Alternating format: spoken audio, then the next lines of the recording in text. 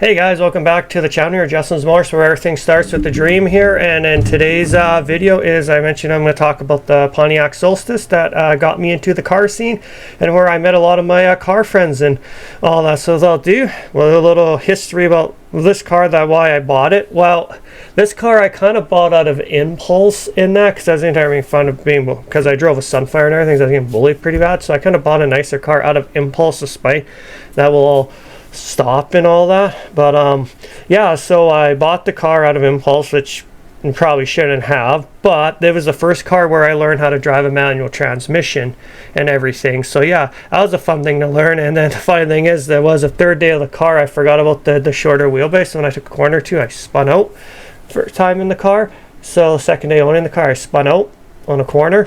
That's because it's a small one, but that's me getting back used to driving rear wheel drive again, because my first car was a Ford Mustang and it had rear wheel drive, and then I switched to front wheel drive. So now I just took a little getting back into rear wheel drive again and that. So yeah, I drove around, started cruising and stuff. Went into a couple of car shows and that with the car because I figured it was unique enough cars. Now back then, a lot of the classic car shows or the car shows were not very open to newer vehicles at that time. This was like 2009 was when I bought the car.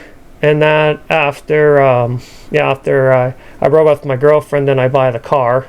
It's kind of dumb in a way, but yeah. So then I bought a car after. That's kind of the history here and all that. But yeah, so when I bought the car, yeah, manual. Nice being a two-seater convertible. Although those other seats get really, really hot in the summertime, especially in that, especially when the sun's beating down on it and everything. But yeah, so I took it to a few car shows and that. Like I said, the car shows back in the day weren't as accepting to newer cars or imports and all that, because there wasn't a lot of import like right-hand drive cars at that time. It wasn't a big popularity till you get really into, let's say, I think around like 2017, but I found it really exploded during the COVID time, where you start seeing way more right-hand drive cars in Saskatchewan. So yeah, as a Solstice was kind of a special interest car, so it could get in the classic in the car show because of uniqueness of the car and all that. And the import scene was very small, I found, when I was with the Solstice and stuff. You had maybe a few other clubs and stuff at the time, and I can't show you how many clubs I've been a part of with this car and all that. So yeah, we'll get more story about those as well. If I can remember, I mean, this is a long time. We're going almost 29, so we're almost going 20 years ago here. So this is trying to dig out the old file memory here, go back in the old hard drive here in the brain and trying to pop up some of these memories and stuff about the car that I owned So yeah, so I started, and I was a shy person. I was kind of introverted and all that. So the car also helped me be a little more extrovert. Just go up and meet people in the car, see if they like me or not like me, and it seemed like it just worked out that I'm very likable for some reason. I find myself that I'm very likable. And that maybe it's my personality, or maybe it's just the vibes I give up, positive vibes and that. So yeah, I'm not too sure about that, why I'm so likable. Some people hate me too, don't like me, but somehow when they first meet me, they like for some reason. So yeah, that's kind of interesting on that. I kind of enjoy that. But yeah, so I didn't join really a car club until probably 2010 was I met one guy. He had the Solstice GXP, which I'm going to be putting a whole bunch of pictures up during this of the GXP. Solstice was the coupe. He had one of the rarer ones in Canada right now. So so I met him, then I met another guy, Chad, and that. So we started a car club called SAS Kappa, Car Club Saskatchewan SAS Kappa. So what Kappa is what, so like you have body chassis codes and stuff for vehicles. So like when I had a Sunfire, that was a J body car. Kappa is the chassis is the body style of the Pontiac Solstice and Saturn Sky, and that. So we did have a Sky in our group too, but as the Kappa platform, and that I had the oldest vehicle out of the club there. Mine was 06, the rest were 08, 09 and that. So I'll be throwing pictures up of the difference, so that I was around and everything. And then that club kind of went downhill because I was the only one. Me and Jim were the only one doing a lot in the club and that. So that kind of went downhill from there. Then I met a bunch of, where did I meet? Man, I had to meet some, like, I meet Sammy, and through and Tim. I met all them through, I can't remember where I met them, but if they watched it, they can leave in a comment like, where did we actually first meet, because I'm having a memory lapse of where we met. And then we started up a club, Active Oddballs, which is for the Solstice and all that, so that was quite an interest. It was a small club and everything like that, because I think I was part of a bigger car club. I think I wasn't part of one, but it was like this is really hard to remember, but the thing about car clubs is they get too big, they get harder to manage. I can't remember which one I was part of, but what happened is you meet your group of people, then you get into this group splits off, this group splits off, then we start our own car club, and that's just the way the cycle is. Any car club that gets too big, you're going to have fractions break off and start their own club, so that's where you find and meet people for your small that you have the similar interests and stuff in a bigger club. Then you somehow just fracture from that big club and start your little club in that. And I'm probably sure a lot of you can vouch on me for that too, with the car clubs and stuff here back in the day. So there's quite a bit of few car clubs actually that were back in the day there. So you have Echo Transit, I think I was part of that one, after Active Oddballs and that. So there's only like maybe 3 of us members left, I think, of Active Oddballs that are still active in the car scene. So Sammy, who runs and his wife, a girlfriend that runs Nataski apparel and visuals and all that. Have you seen them? Then we have Tim. He was the Intrepid guy in that drag race, the Intrepid and stuff. He's up in Yorkton and that, but he has his BMW and that. So yeah. So then me and then I. So I think we're the only 3 really active members left in Active Oddballs when I was with the Solstice and everything. That's where I met everybody and stuff. And this car was fun to drive, and I did take it out to the track a few times. The only difference is that I did have bucket seats in this thing. When you're taking this in the corners, because of the leather seats, you're just like flying all over the place, like I'm sliding, like, because it's leather seats, so I can't stay stable in the car, and so it was very hard for me to drive it on the track, especially taking corners and going through the solemns and everything, through the pylons and that. And it took a bit to get used to, like roll the seatbelt enough to tighten me in so I couldn't move. So this was like, oh man, like a complicated car, but it sounded nice on the track and that. So I had driven that from 09 to 2015, this car. So the mods, I done quite a bit of mods. So when I bought the car from Capital, I put on the factory cold air intake. Well, it wasn't really true cold air, it was like towards the front of the car and that. I also had the MagnaFlow catback system put onto it as well, right off the Capital as an option I chose, because I wanted some nice engine sound, and I love that intake sound that it makes mixing with the exhaust. So I made the 2.4 Ecotech engine is what had in it. Was a 2.4 Ecotech engine, which sounded really, really nice with the MagnaFlow exhaust, and you hear the intake sucking air and stuff. So that was pretty cool and all that. I also got to replace, I got a little stereo system put in there. So I put a little 8-inch kicker subwoofer that was behind the passenger seat and everything, and then I got the Pioneer double-din DVD player deck. So I got it set up with the switch, but then after I got it where I didn't need the switch, I could literally watch DVDs. Well, you're not supposed to do this, but yeah, you can watch DVDs while you're and now you're not supposed to, so I never did. But at least when I'm parked in a parking lot, I just pop in the DVD and watch it from there and all that. So that was pretty cool with the car and that. Mods I did later on over time. And there's my kitty. Oh, there she is. You can see the tail. And she wants to be on camera, right? You want to be on camera? Oh yeah, there you are. Well, there she is. We're right here. Hey, what you doing? What? Yeah. Oh yeah. So I've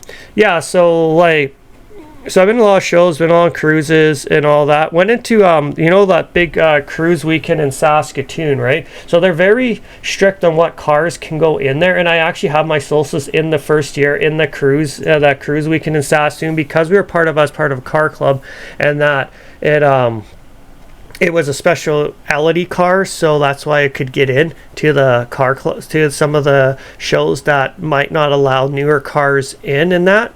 So so I got it through a few got into a few things as a special interest, like I said, in that.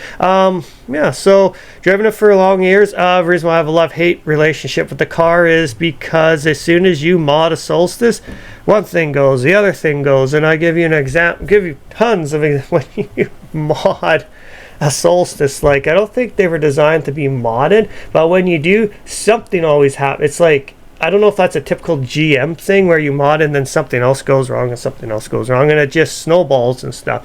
So all the stuff I did to it. So the first thing after I did was I got new brakes put on it. So I had the cross drill slotted rotors with the Hawk HPS pads. I got those put on and then in the winter I blew the clutch in the car because the brakes and the clutch share the same master cylinder, so the brakes and the clutch share the same fluid and the same reservoir and everything. So I blew the clutch in the car, so that took me about 1.5 years to save up for getting flywheel clutch. The clutch I had in there was an Exetti Stage 2, which was a very heavy clutch, and that was a 432 foot-pounds of torque. Now I was planning to up the power of the car, but I didn't get to that stage. But because I didn't have any Stage 1's Exetti clutches, so I had to end up going with a Stage 2 clutch. And so yeah, that was super heavy clutch. I mean, when I picked that car up from the shop, I stalled it 18 times. I stalled this car. Couldn't even get onto Dutney Avenue off of McAra. It was like, I just like that and then like that again. And it's just so crazy how this car, like I stalled it 18 times with the clutch, and then my after on my left leg was like really big. And the one thing with the heavy clutch like that, traffic jam, oh, is a nightmare. Like, I barely made the car literally undrivable for daily. Like, it was almost designed, made it for the track, because that clutch, oh, especially in traffic, it's like, ooh.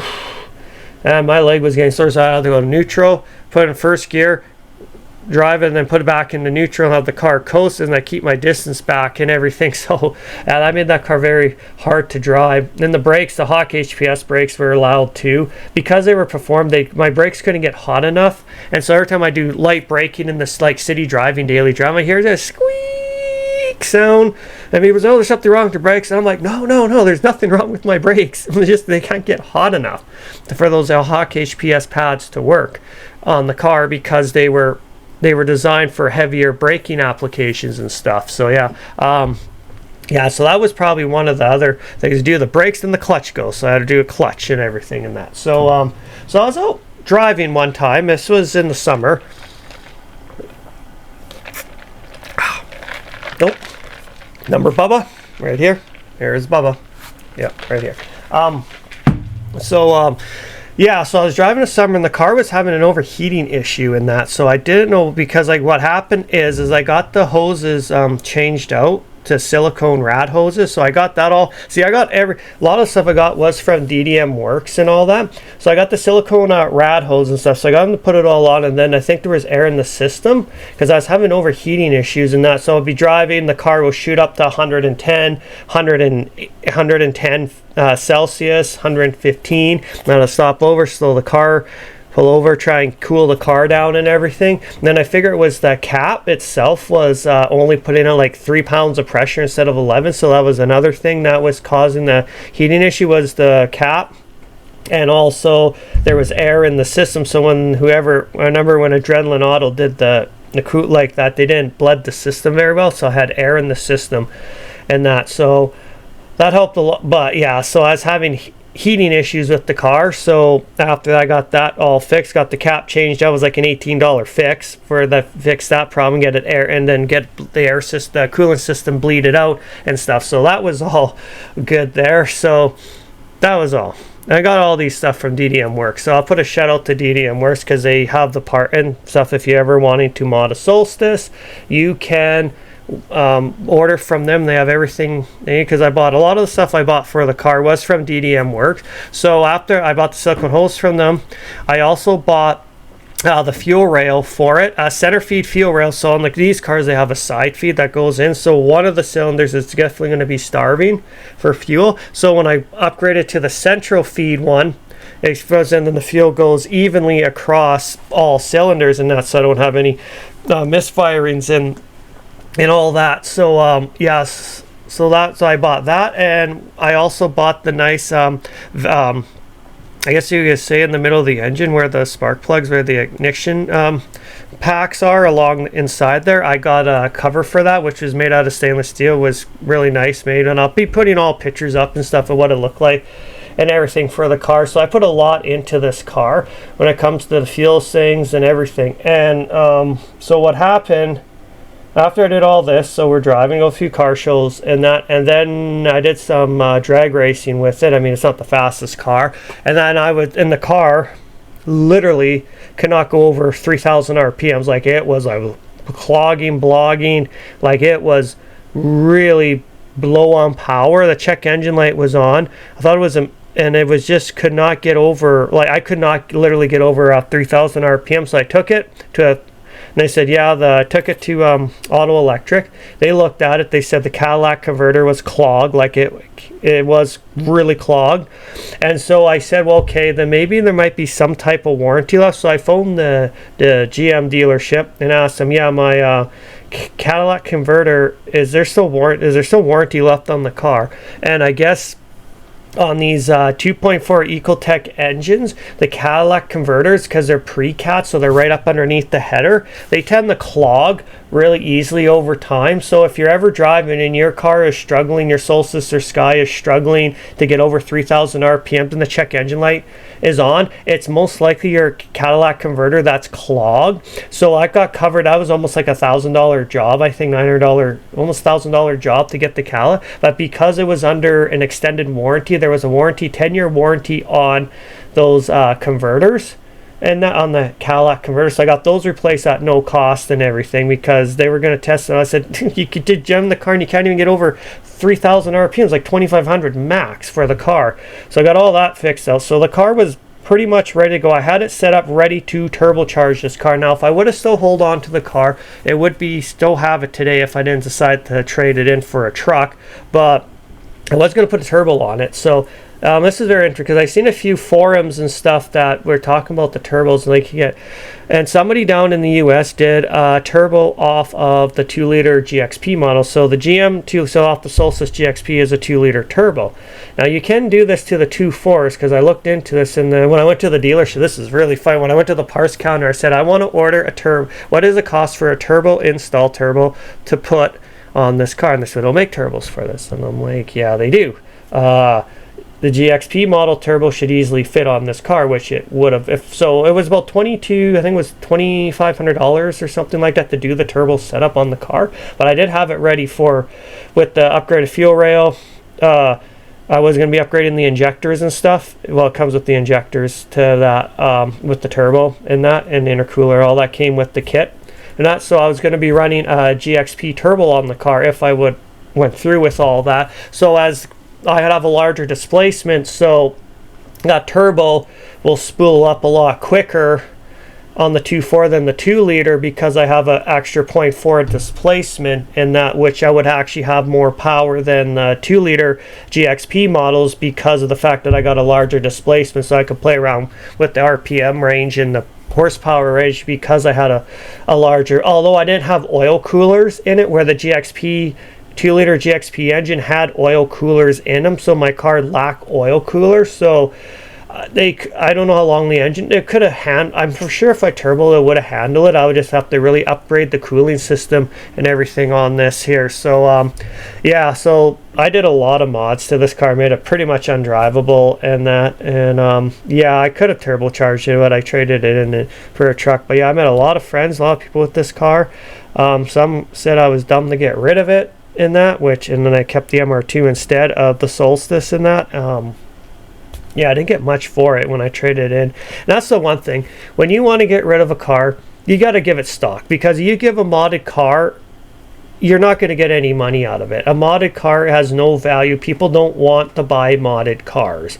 So when you mod a vehicle, with my personal opinion, when you start modding a car and changing things on it, you are decreasing its value, because majority of people who buy aren't into that stuff, and they will give you less money because you get more money if you leave the car stock at trade-in and stuff. But other than that, if you trade with a mod car, you lose a lot of money and you depreciate the value of the car, because well, you're changing a bunch of stuff, and selling a car that's modded, there's a very small niche market to sell modded cars and stuff to certain people, because your average buyer is not into that stuff. You got to look at it how the average buyer is want a stock car back to stock. It's easier to sell than a modded car, because if you're selling a modded car, you're really attending to a very small pool of buyers in that. And that's why I kind of figure why I see on Facebook Marketplace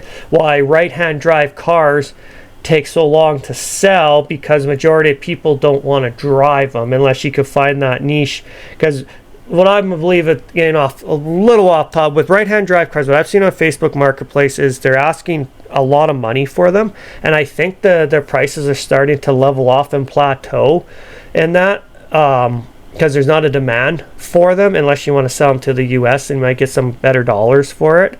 And that for a right-hand drive car, especially like the Skylines and that, and the Sylvias and that, they're pretty up there in price. But I see a few of those on Marketplace, and they have a hard time selling. So that's one thing. Right-hand drive, when you like, this is all my personal opinion. What I feel about right-hand drive is when you buy one, be prepared. If you're a new person who is going to buy a right-hand drive car, be prepared that if you want to sell it, it's going to be extremely hard to sell a right-hand drive car unless you know somebody who's really looking for one, or you can help break through that small niche market and that. So like for me, I've been talking about importing a right-hand drive car. I know for a fact that I'm going to have a hard time selling it. That's why I'm buying it to keep it. So, because I'm not planning on selling it, which would be in the fall time and that. But let's get back on with the Solstice. So, I was looking more research while I was owning the Solstice at the time, because I was having this love-hate with it. And yeah. Oh yeah, I had to replace the water pump on it, because I found like when you store a car for 6 months out of the year, so I'll put it away in October, bring it out in sometime in April and ever, so nothing moves in it. And so I had to replace the water pump because the water pump corroded on the car and then that's where I had a coolant leak, where now I started having some, again, with the heating issue and stuff. So I got that replaced, and because the car didn't move at all, so a lot of the seals dried out and stuff. So got a new water pump put on and everything. It just seems like everything I do with this thing, it's just one thing after another and that. But I did really enjoy the car. Convertible. I was way darker skin than what I am now. As you can see, I'm like pasty white, but when I was driving the Solstice in the summertime, I was like darker because I always was exposed to the sun and everything. And the funny thing is, when you're on the highway with the top down, oh man, do those grasshoppers hurt when you hit a grasshopper. Like it hit the mirror, but sometimes it'll miss the mirror, and then you just get pinged with it and all that. And another, so that hurt when you're doing 120 kilometers an hour and a grasshopper that whips you. And that's why I always keep top down with the windows up, so I don't get hit with grasshoppers and that. Because that year there was a really bad year for grasshoppers. I think it was like 2013 or something like that, 2014. We had a bad year for grasshoppers. And then wasps, they were the pain in the ass too. So I'd be like, there's a funny story. So I'd be driving down Albert Street, top down, afternoon, whatever, and these wasp flies into the car. So I'm like using my hat like this, and I can flick a wasp with my hat using this part here. I used to be really good at wicking wasps with this hat while in the car and kill it right away. But when they get in there and there's like, holy fuck, so I have to pull over and I'm getting out of the car, kind of like people are like looking at me like, what the fuck are you doing, dude? Like, there's a wasp in the car. I'm not allergic to them. I don't want to get stung by one because they hurt, and that they hurt like hell, man. Getting stung or bitten by a wasp. I've been stung and bitten by a wasp. That hurts like hell, and that. Yeah. So I get out of the car. I'm just dancing around. Like we're like, what the heck you doing? I'm like, take the hat and whack it, in that for a wasp, like or yellow jackets. You want to call them? We call them wasps, yellow jackets, same thing, and that. But they are just annoying, especially in August. And that's it. Swapping. Sometimes that's the downfall about a convertible. Sometimes is the bugs like to make their acquaintance with you, especially the ones that like to sting you. Those meddling wasps. I don't know if they have a use for them anyway, but something eats them. But yeah, no, it's pretty cool. So yeah, this is my kind of story about the Solstice, and that'll be like during that. And like I said, I'd be showing pictures all throughout the video and everything like that. So I just really, and just like, I hope you're enjoying these car stories that I'm sharing with you, because it's something I'm trying to open up to get you guys to know me as a person, that what got me into the car scene, and that where I met a lot of people in the car scene and connections and stuff was with the Pontiac Solstice. This was the car that entered me into the car world, is what it did. So the car world, this car, I thank for that, even though I had a love-hate relationship with the car. And that, do I regret getting rid of it? I'm kind of on the fence about that. Some of the think I should have kept the car, but whatever way she goes, it's just kind of, yeah.